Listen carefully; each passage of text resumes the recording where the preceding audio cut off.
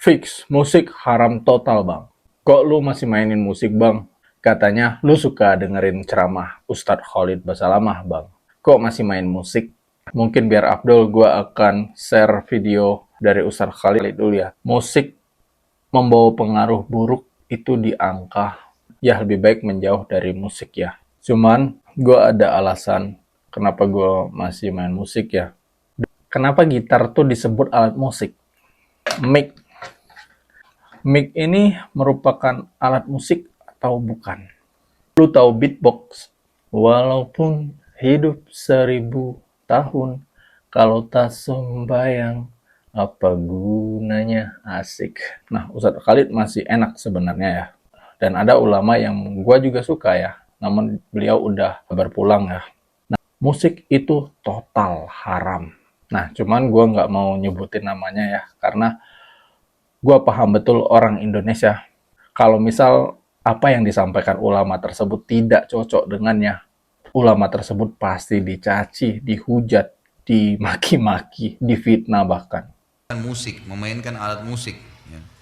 Hukumnya musik bagi anak-anak karena di sekolah ada pelajaran tertentu yang diiringi musik. Ustaz, itu kan ijma ulama. 4 madhab mengharamkan musik. Pernah dengar kalimat itu? Baik, 4 madhab mengharamkan musik. Mari kita lihat. Fix, musik haram total bang. Kok lu masih mainin musik bang? Katanya lu suka dengerin ceramah Ustadz Khalid Basalamah bang. Kok masih main musik? Yuk guys, balik lagi di channel gua ya. Nah, by the way, channel gua ini bukan channel mendidik ataupun bukan channel edukasi juga ya. Jadi, kalau misalnya lu mau mencari yang edukasi ataupun yang tujuannya mendidik, mungkin bukan di channel gua ya. Nah, channel gua ini lebih kepada ya mengungkapkan opini gua, mengungkapkan suara gua, mengungkapkan pendapat gua tentang hal-hal yang terjadi, baik yang ada di dunia ini maupun yang terjadi pada diri gua sendiri. Dan bisa gua simpulkan tempat curcol gua. Oke, di sini gua tuh mau nanggapin dari komentar ya. Nah, mungkin ada 3 komentar yang gua tanggapin yang pada intinya bertanya tentang kenapa masih main musik. Nah, yang pertama itu dari Abu Wahyu ya. Nah, Abu Wahyu ini komentar, Bang Admin, coba dong cari dan pelajari tentang musik.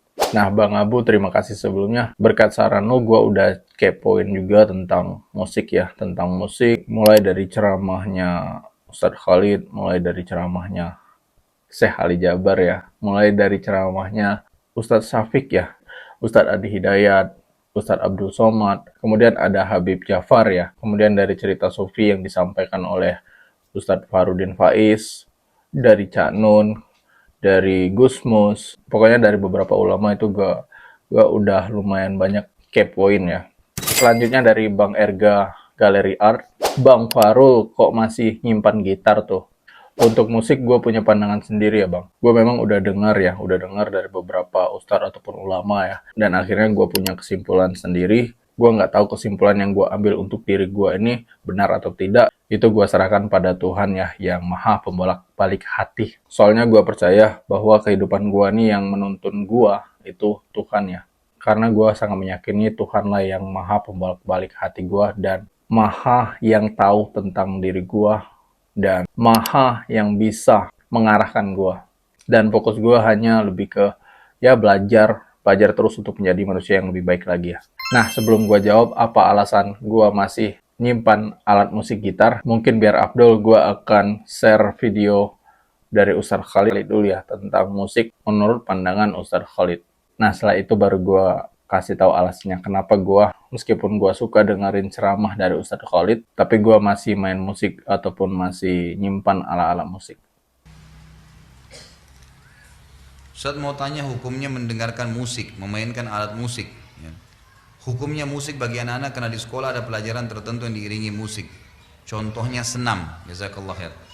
Ya, saya berharap begini ya, kedepannya pun kalau misalnya Bapak Ibu lagi bertanya dengan saya, tolong diikutin sampai selesai tuntas penjelasan, kemudian direnungin. Saya nggak minta spontanitas langsung diambil, gitu kan? Anda boleh renungin, kemudian Anda lihat nanti, ya insya Allah minta petunjuk sama Allah supaya dikasih petunjuk yang benar. Saya termasuk yang sering mengingatkan kepada kaum muslimin, terutama jemaah pengajian saya untuk menjauhi musik. Mohon maaf Bapak Ibu sekalian, karena begini, ada alasan. Bapak Ibu tahu kalau Anda mau anak Anda hafal Quran, yang paling pertama Anda praktekin kalau mau hafal Quran dan cepat ya, jangan dengarkan musik dan jangan interaksikan dengan lawan jenisnya, kecuali apalagi kalau dia sudah balik, nggak boleh. Itu spontan, hafalannya bisa sulit sekali. Kalau dia sudah mulai dengar musik dengan mau hafal Quran sulit bersatu. Atau dia berinteraksi dengan lawan jenisnya, kalau kita bahasakan biasa pacaran, maka itu pasti spontan. Ayat Quran mustahil bisa bekas sama dia. Kalau Anda masukkan anak Anda di tempat-tempat tahfidz Quran yang benar, pasti begitu ajarannya. Kalau dari sisi pandangan agama, Abu Bakar radhiyallahu anhu pernah mengistilahkan musik dan alatnya itu dengan mazamirus syaitan. Apa itu? Anak-anak panahnya syaitan yang bisa menusuk hati manusia.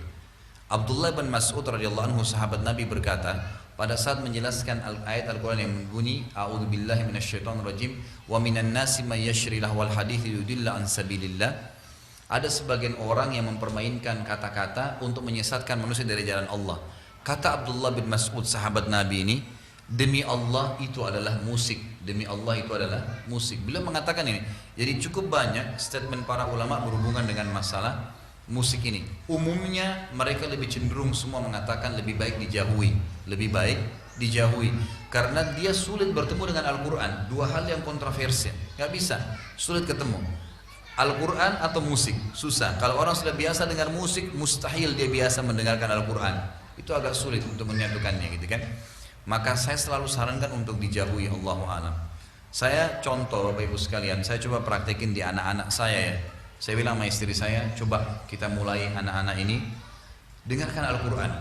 Kalau kita dulu punya pelanggaran-pelanggaran agama, kita pribadi, kita dulu biasa pernah hafal-hafal lagu, coba jangan dipraktekin ke anak-anak. Coba dialihkan, biarkan dia sudah mengenal Al-Quran sebagaimana kita kenal di umur 20 tahun, 25 tahun, 30 tahun, 40 tahun. Biarin mereka kenal Al-Quran dari umur 3 tahun, 5 tahun, 10 tahun, itu lebih baik. Lebih baik daripada mereka mendengar lagu-lagu yang akhirnya bisa merusak mereka. Ya, umumnya kalau sedih ya sedih, kalau senang yang senang. Al-Quran lebih baik. Mereka dapat setiap minimal sekali Bapak Ibu sekalian, kalau kita dengar Al-Quran, satu hurufnya satu pahala. Dengar musik minimal nggak ada pahalanya, gitu kan? Karena memang ini adalah ayat Al-Quran dijanjikan, ini tidak ada janjinya, itu minimal. Belum kalau kita bicara hukum-hukum syar'i yang lainnya. Allahu a'lam. Coba direnungin Bapak Ibu sekalian. Kalau di madrasah, di sekolah, Anda punya sekolah Islam, coba terapin, ganti dengan yang lain. Misal pun ada lantunan-lantunan syair, gitu kan, yang berbau semangat Islam, mungkin, gitu kan. Tapi kalau dipakaikan dengan alat-alat musik, Allahu a'lam, saya sarankan pribadi ya, untuk dijauhi. Allahu a'lam, itu jauh lebih aman insya Allah. Dan ulama mengatakan ada alat musik yang dibolehkan, itu seperti Syekh Albani rahimahullah mengatakan alat musik yang dibolehkan adalah gendang bagi ibu-ibu di acara perkawinan atau pada saat lebaran. Tapi itu juga dibolehkan bagi muslimah. Sesuai dengan hadis Bukhari, ada dua budak wanita sedang memukul gendang di depan Aisyah di hari lebaran Idul Fitri ya. Lalu Nabi SAW masuk ke rumahnya bersama dengan Abu Bakar di hari lebaran itu. Lalu Abu Bakar mengatakan, apakah ada anak panah syaitan di rumah Nabi SAW? Kata Nabi SAW, biarkanlah wahai Abu Bakar, untuk mereka, kaum wanita ini, mereka melakukannya di hari raya ini, agar orang Yahudi tahu kita juga memiliki hari raya. Juga di acara perkawinan, itu kan dibolehkan memukul gendang bagi kaum wanita di antara mereka. Ini Allah alam yang saya tahu dibolehkan. Bapak Ibu bisa beli buku yang bertanya tadi lebih lengkap dengan buku apakah musik itu haram. Ada buku khusus panjang lebar, buku Syekh Albani itu panjang lebar menjelaskan masalah itu. Tapi mohon maaf saya lupa penerbitnya, kalau tidak salah Darul Haq ya. Nah, dari ceramah Ustadz Khalid ini, gue menangkap bahwasanya Ustadz Khalid memang menyarankan untuk menjauh dari alat musik ya. Karena pengaruhnya lebih banyak buruknya ya. Dan gue sepakat sama Ustadz Khalid ya, bahwasanya musik ya, kalau gue ambil persentase ya, dari seluruh musik dunia ya, kalau gue ambil persentase, musik membawa pengaruh buruk itu di angka 80 atau 90%. Musik membawa pengaruh buruk. Ini menurut gue aja dan menurut yang gue alami, yang gue rasakan. 80% lah ya. 80% itu skala keseluruhan, itu 80% membawa pengaruh buruk. persentase secara keseluruhannya. Nah, oleh karena itu gue sepakat sama Ustadz Khalid bahwasanya ya lebih baik menjauh dari musik ya. Cuman apa yang lu ambil, Bang? Nah, ini juga mungkin akan menjawab tentang dari Bang Rian Sugesti ya. Bang Rian Sugesti Official. Tapi kamu kok kenapa masih main musik? Padahal suka Ustadz Khalid. Nah, bisa jadi ya. Nah, gue memang sepakat sama Ustadz Khalid ya. Bahwasanya musik ya kebanyakan membawa pengaruh buruk. Cuman gue ada alasan kenapa gue masih main musik ya. Dan belum bisa meninggalkan 100% musik. By the way, gue nih jarang ya sebetulnya dengerin musik ya. Malahan gue lebih banyak dengerin ceramah-ceramah di YouTube ya. Dan juga nonton anime. Itu yang lebih paling sering gue lakukan ya. Gue dengerin ya. Gue simak anime dan ceramah-ceramah. Musik itu ya, musik itu gue dengernya cuman kalau lagi gue nge-review band-band orang ya, band-band lokal, band-band indie ya. Itu aja. Gue dengerin musik kalau lagi ada yang mau di-review sama gue. Itu aja sih. Sisanya gue nggak pernah sih sebenarnya denger musik ya. Lebih kebanyakan gue akhir-akhir ini apalagi, gue lebih ke denger ceramah dan paling nonton anime. Kalau musik ya paling ya instrumen ya, kalau misalnya gue lagi nulis ataupun lagi baca, nah paling musik-musik instrumen yang gue dengerin ya. Nah kalau di musik ini gue tuh lebih suka membuat lagu ya, membuat lagu ketimbang gue dengerin lagu. Gue lebih suka membuat lagu ya. Bahkan kalau misalnya mungkin orang yang pencinta musik banget ya, itu kalau tidur pakai headset dengerinnya musik-musik ya. Nah kalau gue malah dengerinnya ya ceramah ya, kemudian motivasi-motivasi, quote-quote, cerita-cerita dari Sufi, audio-book kayak gitu. Nah, itu gue malah seringnya gitu. Kalau musik ya jarang ya, gue nggak bisa tidur kalau musik. Paling itu. Nah, menyambung yang tadi, kan Ustadz Khalid tadi bilang alat musik yang haram ya, yang apa ya, yang nggak baik mungkin ya bahasanya, yang pengaruhnya buruk ya. Nah, di sini gue punya logika tersendiri ya, atau pandangan sendiri ya. Kalau misal alat musik yang diharamkan. Gini, alat musik tuh apa? Gitar ya. Gitar. Kenapa gitar tuh disebut alat musik? Karena bisa mengeluarkan suara ya. Suara dan bisa dijadiin lagu ya. Nah, di sini itu alat musik kan. Drum juga ya. Drum itu alat musik ya. Karena bisa mengeluarkan suara-suara ini ya, drum, piano. Nah, di sini ya. Nah, ini ya. Mic. Mic ini merupakan alat musik atau bukan? Bisa dikatakan alat musik. Bisa dikatakan bagian dari alat musik karena mic ini bisa mengeluarkan suara-suara yang bernada ya.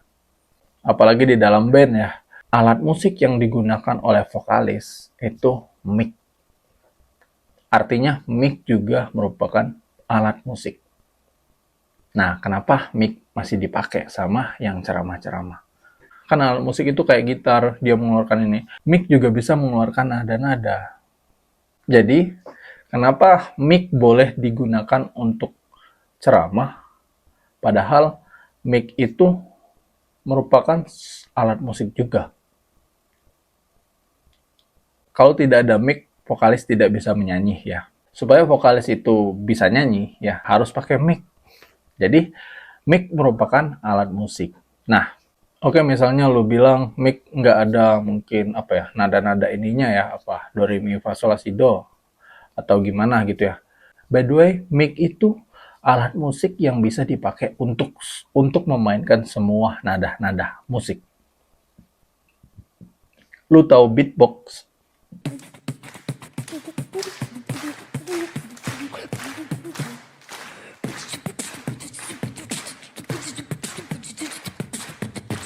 Dengan alat musik mic ini, ya, seorang beatbox itu bisa menyuarakan suara seperti gitar, itu bisa menyuarakan suara seperti drum, suara seperti keyboard, ya, bisa juga menyuarakan suara seperti piano, keyboard, bahkan suara DJ dengan alat musik yang berupa mic. Nah, mic-nya sama aja dengan yang dipakai di ceramah-ceramah. Jadi kesimpulannya, mic itu merupakan alat musik juga. Nah, kenapa hanya gitar yang diharamkan, hanya drum yang diharamkan, hanya bass yang diharamkan. Sedangkan mic ya yang merupakan inti dari sebuah lagu itu jadi ya. Sebuah lagu bisa dikatakan jadi ya. Itu nggak dibilang alat musik. Nah, itu menurut logika gue aja ya. Bahwasanya mic itu juga merupakan salah satu dari alat musik. Jadi kesimpulannya bukan dari alatnya ya, bukan dari alat musiknya yang membuat itu tuh haram, tapi dari tujuan penggunaannya ya, ataupun dampak yang dihasilkannya yang diharamkan. Karena mungkin lu bisa lihat kenapa gua tadi sebut 80% pengaruhnya buruk. Ya, mungkin lu ambil skala besar ya, skala keseluruhan ya. Pengaruh musik itu baik atau buruk yang paling banyaknya. Dunia ya, kalau gua ya buruk yang paling mendominasi. Pengaruh buruknya yang paling banyak mendominasi. Tapi nggak semua, ada 20% yang itu menyejukkan hati. Sholawat Nabi ya. Banyak sih, mungkin yang Indonesia aja ya. Itu ada lagu Ustadz Jeffrey ya, almarhum Ustadz Jeffrey itu sangat menenangkan hati dan menyejukkan hati. Lagu Opik juga ya. Kemudian lagu Ustadz Dery juga bagus. Apa ya, gue dengerin lagu mereka tuh terkadang gue pengen nangis ya, karena ya gue mengingat dosa-dosa gue ya. Dan kalau lagi dengerin lagu-lagu kayak lagu-lagu Opik ya, lagu Ustadz Dery ya, orang kaya mati, rakyat biasa mati, semuanya mati. Nah, gitu gue jadi ingat dosa. Kemudian lagu ini, apa yang sering dinyanyiin dulu waktu gue ngaji ya. Ngaji dulu waktu masih kecil ya. Sepohon kayu, daunnya rimbun, walaupun hidup 1000 tahun, kalau tak sembayang, apa gunanya, asik. Nah itu ya, gua kalau dengerin lagu itu ya, secara logika aja ya, benar banget. Khususnya untuk muslim ya. Walaupun hidup 1000 tahun, kalau nggak sembahyang ya nggak ada gunanya. Nah itu masuk banget ke logika gua. Makanya gua tidak bisa mengatakan musik haram secara 100%, gua nggak bisa. 80%. Karena 20%-nya ada juga mempengaruhi kebaikan. Soalnya ada juga lagu-lagu itu yang membawa ke kedamaian hati. Ada juga orang tuh yang karena mendengar lagu tersebut, dia jadi tobat. Karena mendengar lagu tersebut, dia jadi masuk Islam. Ada yang masuk Islam loh. Jadi gue mengambil kesimpulan seperti itu. Ya, gue sepakat sama Ustadz Khalid. Lebih baik ditinggalkan, guys. Karena memang pengaruh buruknya itu lebih besar di musik. Nah, Ustadz Khalid masih enak sebenarnya ya. Dan ada ulama yang gue juga suka ya. Namun beliau udah berpulang ya. Nah, itu beliau bahkan mengatakan musik itu total haram.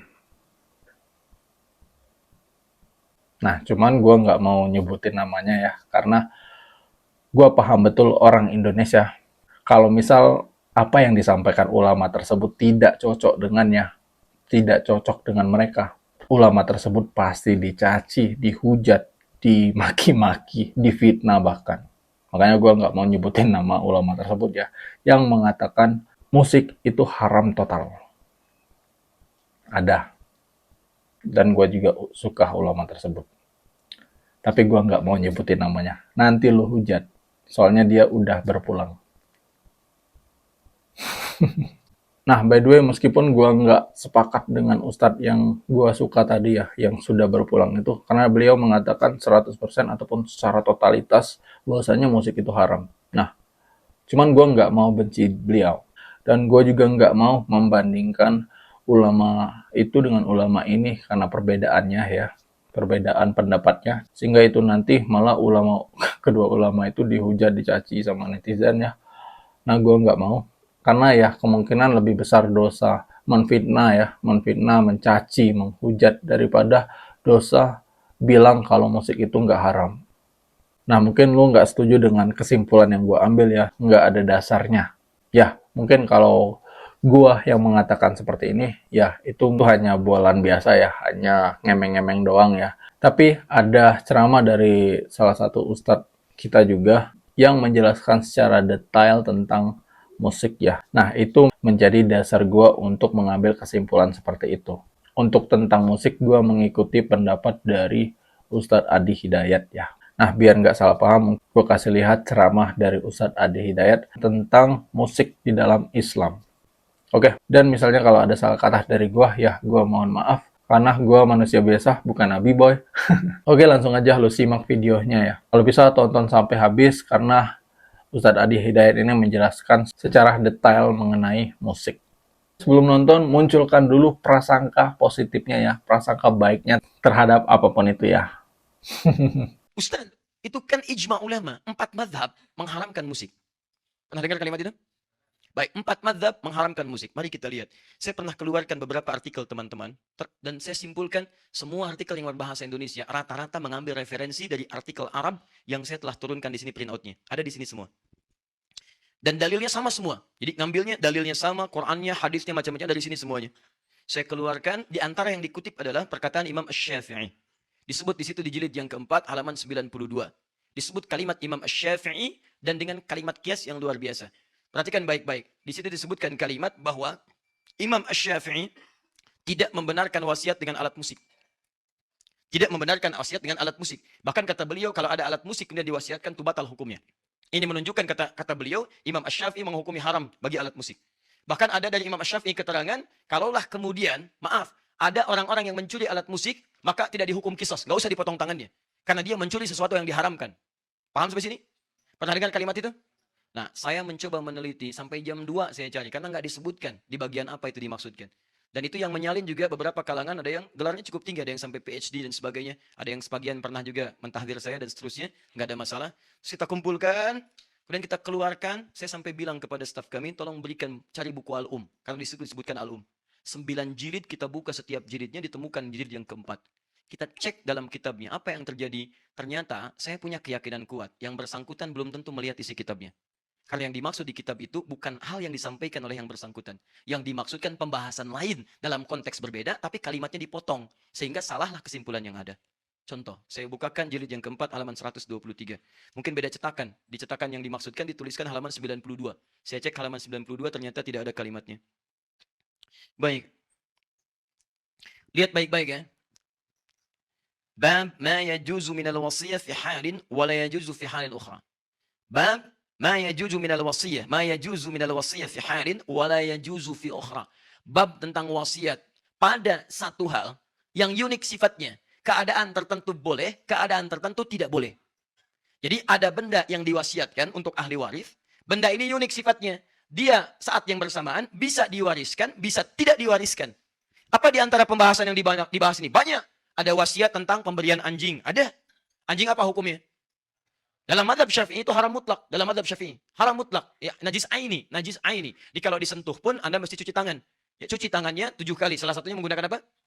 Baik. Nah, yang paling menarik setelahnya pembahasan tentang warisan menggunakan alat-alat musik. Dicontohkan langsung di sini. Misalnya yudrobu bihi. Yang sering dipukul. Misal seperti rebana.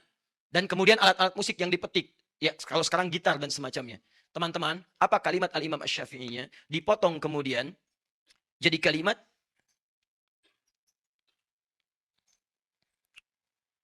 wa illam yasluh illa lidarbi lam tajuz indi. Dipotong sampai situ.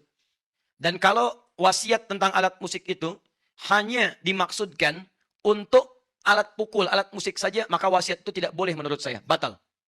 Teruskan, disambung lagi kemudian wa in kana la yasluhu illa lidarbi batalat 'indil wasiyah wa hakadzal qaul fil mazamir kulliha. Ini yang dikutip sampai sini saja. Yang dikutip sampai sini saja. Lihat kalimatnya. Fa in kanat lahu wa in kana la yasluhu illa lidarbi batalat 'indil wasiyah.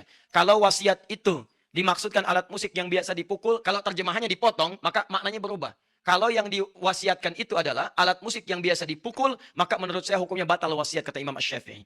Kata beliau ingin mengatakan dialihkan potongan ini dengan terjemahan menurut yang menerjemahkan, dipahami kata Imam Asy-Syafi'i, kalau warisannya berupa alat musik maka itu batal hukumnya. Ini menunjukkan alat musik itu hukumnya haram. Demikian kesimpulan yang menyampaikan hukum haram. Padahal di bab ini kalau dibaca keseluruhan, Imam Asy-Syafi'i membagi dua alat musik yang diwasiatkan. Alat musik pertama, sama alatnya, sama-sama rebana. Tapi yang pertama dipukul untuk yang bermanfaat. Seperti motivasi orang pada kebaikan, konteks dulu untuk berperang, perang jihad. Jadi ketika mau jihad didorong, bikin syair, Hasan bin Sabit dipukul rebana, dang, ding, dung, gendang dipukul dan sebagainya. Kata Imam Asy-Syafi'i, kalau itu yang diwariskan maka halal hukumnya. Alatnya sama. Boleh. Tapi kalau yang diwasiatkan ke ahli waris, diwasiatkan kemudian, atau menjadi warisan, hanya alat musik yang digunakan untuk yang lahun saja yang ini. Untuk nyanyi-nyanyian yang tidak bermanfaat, untuk mabuk-mabukan, untuk diarahkan pada yang maksiat, itu yang dimaksudkan kata beliau, batalat indil wasiyah, batal wasiatnya. Di kalimat itu dari Imam Asy-Syafi'i bukan ingin menghukumi musik haram mutlak, bukan. Imam Asy-Syafi'i ingin mengatakan alat musik yang dimaksudkan jika dipakai untuk hal-hal kepentingan maksiat. Sedangkan yang tidak maksiat boleh dilakukan untuk persoalan ahli waris atau untuk wasiat diberikan pada generasi setelahnya. Jadi maksud saya, ada orang-orang yang mengutip pendapat para ulama tapi tidak merujuk kitabnya dalam bab apa itu disampaikan.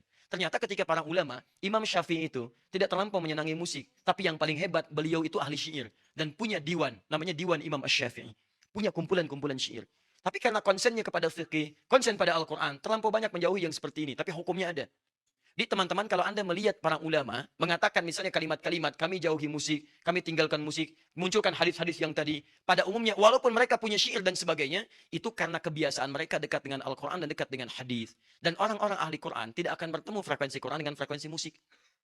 Ya kalau saya pribadi, misalnya kalau Anda tanyakan, kalau saya pribadi, saya tidak terlampau menyukai musik.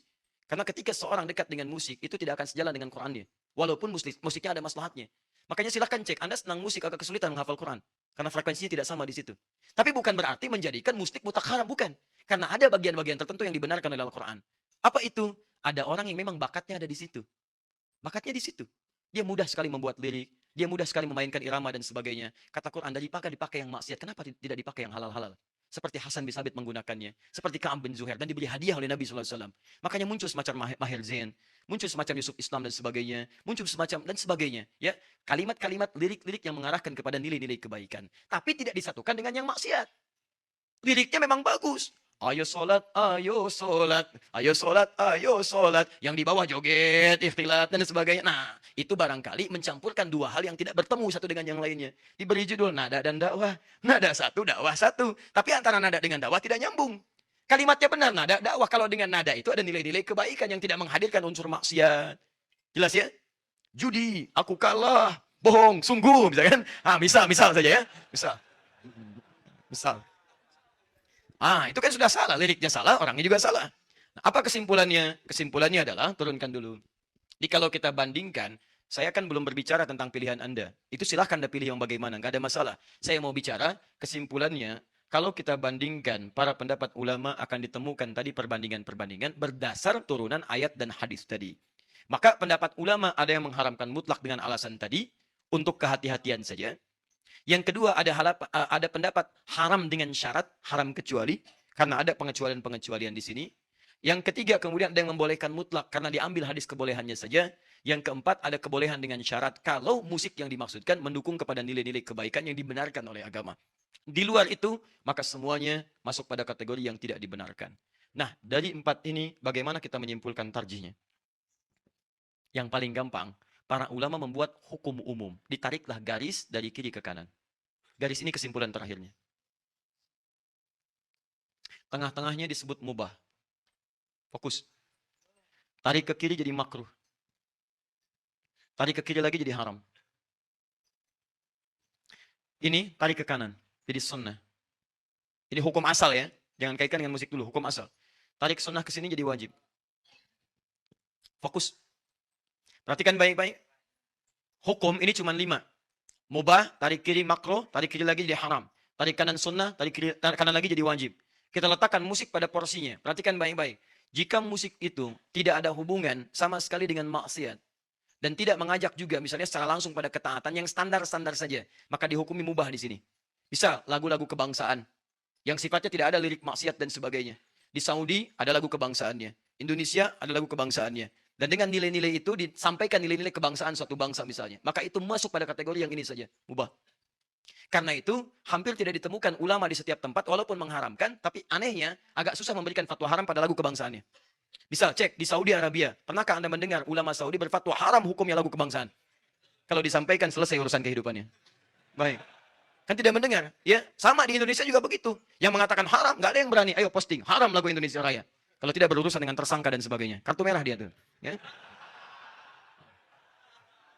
Kenapa? Agak aneh memang. Saya pakai jas semalam, Anda ribut. Saya sampaikan ini Anda ribut. Ini Masya Allah luar biasa. Kita menyesuaikan penampilan lah ya. Kalau lihat gorong-gorong ya pakai kaos gitu kan. Kalau ke pengajian ya pakai pakaian yang sesuai. Sesuai. Sesuai. Jangan lihat God pakai batik, ke pengajian pakai kaos, nggak nyambung kan? Misal, nggak ada yang hubungan yang lain. Hubungan ke sini. Kita bicara musik. Sekarang lihat sini. Kalau dari musik itu kemudian, maaf, dia tidak langsung terkait dengan maksiat. Tapi di situ ada yang membuat diri kita itu masih ingat sholat, masih Quran dan sebagainya, tapi malas beraktivitas dalam urusan-urusan keduniaan. Larut dalam itu, maka minimal dia jatuh hukum makruh di situ. Makruh. Lupa karena menyimak lagu dan sebagainya, dibuat hayalan-hayalan, itu kan? Tapi sholat masih ingat, kerjakan sholatnya, baca Quran juga iya. Cuman sayang kadang-kadang misalnya dalam pekerjaan yang lebih maslahat kadang-kadang tidak dikerjakan karena larut mendengar yang seperti itu. Makruh hukumnya. Ini, kalau sudah masuk pada aspek yang dilarang. Dengan musik bukan lalai lagi, sholat nggak dikerjakan. Kamu ingat sholat ya? Iya mah, saya ingat, tapi nggak dikerjakan. Memang ingat, cuman nggak dikerjakan. Ada yang sama sekali nggak ingat sholat. Ada yang langsung bermaksiat di situ. Alat-alatnya sudah ada drumnya, ada gitarnya, ada macam-macamnya. Sampingnya apa? Minumannya juga ada. Bukan minuman biasa. Begitu minum, bermasalah. Ada tabletnya juga bukan tablet biasa. Begitu dimakan, ada persoalan di situ. Dan seterusnya. Mabuknya ada. Mohon maaf, sakaunya ada di situ. Zinanya juga ada di situ. Yang kalau berdendang, maaf ya, pelakunya saja sudah masuk dengan cara maksiat. Maka pesertanya pun pasti akan bermaksiat. Silakan Anda lihat konser-konser musik yang diawali para penyanyinya dengan proses yang salah, dengan bermaksiat di situ, maka akan menghasilkan para peserta pun yang larut dalam maksiat. Datangnya yang dibawa apa? Yang dibawa itu halal yang maksiat. Minuman yang tidak jelas, arah yang tidak jelas, joget-joget tidak jelas, ikhtilat tidak jelas, maka jelas itu hukumnya haram. Haram hukumnya. Ya. Judulnya memang bagus, ketika ditepuk yang diarahkan salah. Ya, maaf, saya tidak harus sebutkan itu kan, nanti jadi masalah lagi. Itu dipahami saja. Tapi kalau kemudian dari situ ada nilai-nilai kebaikan yang dibawa bahkan mengarahkan pada nilai-nilai agama. Yang memang di situ domainnya dia. Di situ bakatnya, hidupnya di situ. Siapa contohnya? Jangan ambil contoh sekarang. Ambil contoh di masa Nabi, namanya Hasan bin Thabit. Hasan bin Thabit. Bahkan langsung dipuji oleh Nabi SAW. Bahkan dinantikan syairnya. Begitu ada yang mencela, Hasan tampil membela Nabi SAW dengan syairnya. Bahkan di situ dibutuhkan syairnya Hasan untuk membela nilai-nilai Islam. Karena konteksnya sangat dibutuhkan. Naik hukumnya bukan sekedar mubah, ada nilai sunnah di situ. Karena golongan-golongan itu tidak bisa mendengar yang lain kecuali syair. Bahkan bisa jatuh pada hukum yang sangat luar biasa, walaupun ini jarang, sangat jarang. Bisa masuk pada kategori wajib. Kalau memang itu jadi wasilah satu-satunya untuk memahamkan orang tentang Islam. Contoh, saya bertemu dengan Profesor Silmi, Hamid As-Silmi. Beliau dari Kanada.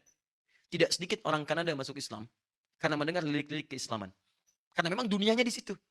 Karena sering dengar Justin Bieber, macam-macam dan sebagainya. Misalnya, satu kali dia mendengar lirik-lirik Islam. Begitu mendengar, dia penasaran. Karena dia ahli musik, dia dengar, masuk Islam karena mendengar lirik-lirik Islami. Memang poinnya cuma itu. Dipakai yang lain nggak bisa. Diajak dengan kalimat nggak bisa, didakwahi nggak bisa, dengan toleransi juga nggak bisa, dengan kalimat-kalimat baik nggak bisa, ditraktir nggak bisa. Begitu dengar lirik, masuk Islam. Pertanyaan saya, apa hukum yang seperti itu? Apakah Anda katakan haram?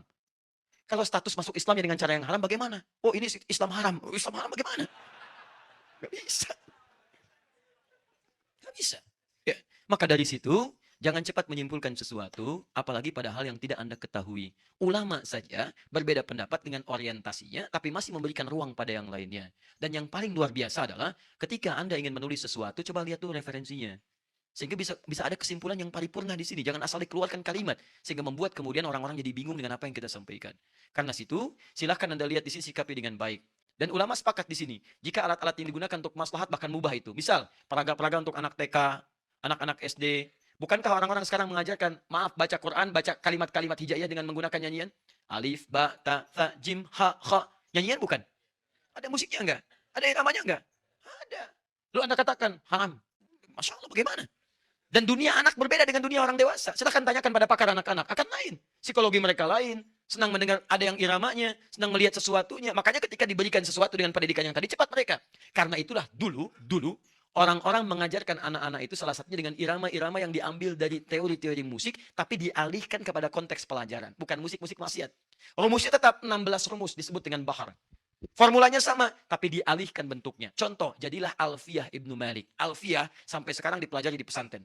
Semua pesantren, bahkan pesantren Salafi mempelajari Alfiyah. Tapi tidak ada satupun ulama salaf yang mengatakan Alfiyah haram. Kenapa? Karena nilainya pada pendidikan, nilai-nilai bahasa Arab. Padahal Alfiyah itu disusun dengan syair. Rumusnya rajaz. Dan di situ ada iramanya.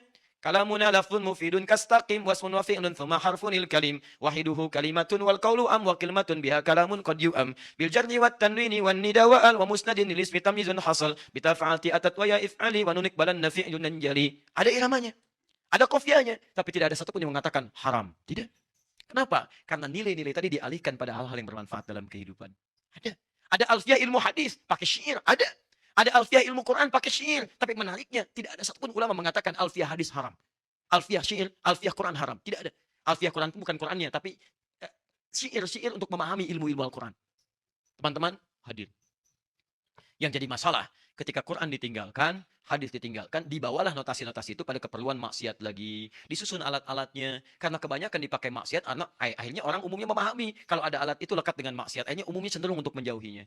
Muncul rumusan, nggak ada masalah. CDF, GABC, GABC, DFIS G, DBC, ABCIS D, ABCIS D, FIS A, FIS A, BCIS D, E, BCIS D, E, FIS AIS B, FIS AIS B, CIS AIS FIS. Jadi gitar, kunci A, kunci B, kunci C, ya, kunci G, kunci F, dan sebagainya. Ditarik kemudian ke notasi ke piano, ada do re mi fa sol la si do. Asalnya dari mana? Dari bahasa Arab. Dal ra mim fa sol lam do re mi fa sol la si do, dal ra mim fa sod lam dal. Ya, dal ra mim fa sol lam dal. Ya, sol do re mi fa sol la si do. Betul. Saya tidak bercanda. Kalau Anda cari ini asalnya, ini semua asalnya, ini semua dari notasi-notasi dari ilmu syair asalnya. Ditarik dan yang menemukannya orang Islam. Sekali lagi, Anda coba mainlah. Kalau ada rezeki, main ke Melbourne. Ya. Tahu Melbourne? Lampu merah, senuan dikit.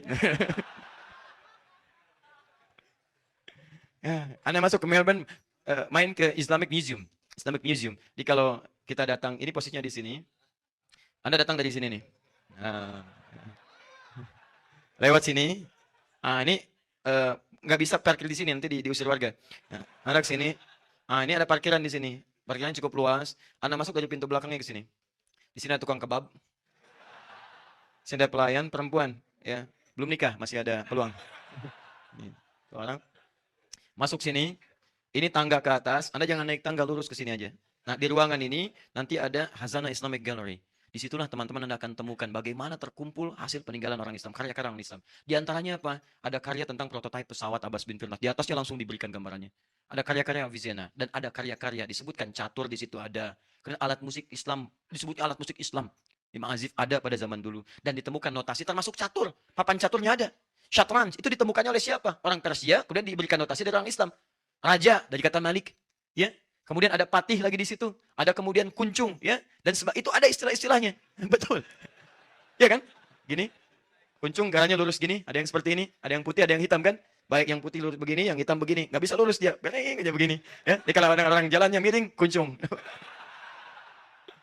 ya, bisa. Ya, termasuk di sini ada notasi tadi do re mi fa sol la si do dari mana diambilnya. Anda bisa foto itu. Bisa foto, bisa lihat-lihat dan seterusnya. Anda bisa diambil. Nanti Anda masuk lagi, lurus lagi. Di sini ada kaca. Di kaca itu ada wallpapernya, wallpaper dari Syajaratun Nabi. Ya, jadi generasi keturunan Nabi. Dari Nabi Adam terus sampai ke bawah. Sampai ke Nabi Muhammad SAW. Ada semua silsilahnya di situ. Bisa diturunkan. Nah, jadi maksud saya adalah, ayo coba kita luaskan wawasan. Dan kesimpulan terakhirnya adalah, tarjihnya, mana yang terkuat di antara ini? Selalu yang paling kuat itu yang pertengahan.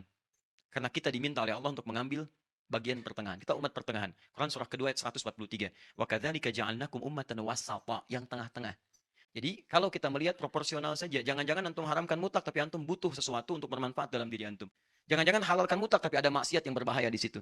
Karena itu, jika memang dengan musik itu Anda bisa mendapatkan manfaat yang dibutuhkan untuk mendukung agama, Anda boleh ambil bagian dari porsi itu. Tapi kalau nggak ada manfaatnya, saran saya tinggalkan. Karena nggak ada manfaat dalam kehidupan Anda. Ya, kalau saya pribadi, saya tidak terlampau menyukai hal seperti ini. Saya belajar itu untuk menjelaskan hukum, bukan ingin ikut kemudian terlibat dalam hal-hal yang dimaksudkan. Tidak. Jurusan saya di bahasa Arab. Ya, spesialisasi saya senang Al-Quran. Karena saking cintanya dengan Quran, saya belajar bahasa Quran. Bukan untuk bisa bahasa Arab, tapi mendalami bahasa Quran. Maka kami pelajari itu. Dan di jurusan bahasa Arab pasti akan belajar dengan ini semua. Makanya kami punya argumentasi untuk menyampaikan. Karena saya pelajari. Ya, 5 tahun di Tripoli saya pelajari tentang ini. Tentang syair, tentang rumus, tentang macam-macam. Sampai apa unsur syair dan seterusnya. Sampai ditemukanlah kalimat ini. Anda kalau nggak belajar tentang ini, Anda nggak akan paham kenapa kalimat Quran turunnya dengan lahwal hadith. Kenapa di sini ada malahi, kenapa ada ma'azif, kenapa tidak disebutkan kalimat musik. Karena yang dimaksud musik pada saat itu, apa yang tadi kami terangkan. Bukan berarti jadi otoritatif, bukan. Ada juga yang lain yang mungkin punya pendapat. Yang penting kita saling menghormati. Yang salah itu adalah yang terlalu fanatis dengan pendapatnya dan menjadikan perpecahan dalam kehidupan. Anda boleh punya pilihan, tapi tidak harus memaksakan pilihan Anda pada orang lain. Tetap kita sama-sama, Anda pakai kaos, orang lain pakai kaos. Bukan berarti kaos Anda harus dipakai kaos orang lain. Tidak harus ukuran Anda dipakai ukuran orang lain. Saya ukurannya misalnya M, gitu kan? Ini mungkin XL. Apakah mungkin saya paksakan kaos saya dipakai kaos oleh Mas Dwi misalnya? Nggak bisa. Nggak bisa. Yang penting sama-sama pakai kaos. Yang salah yang nggak pakai baju. Itu poinnya. Jelas ya?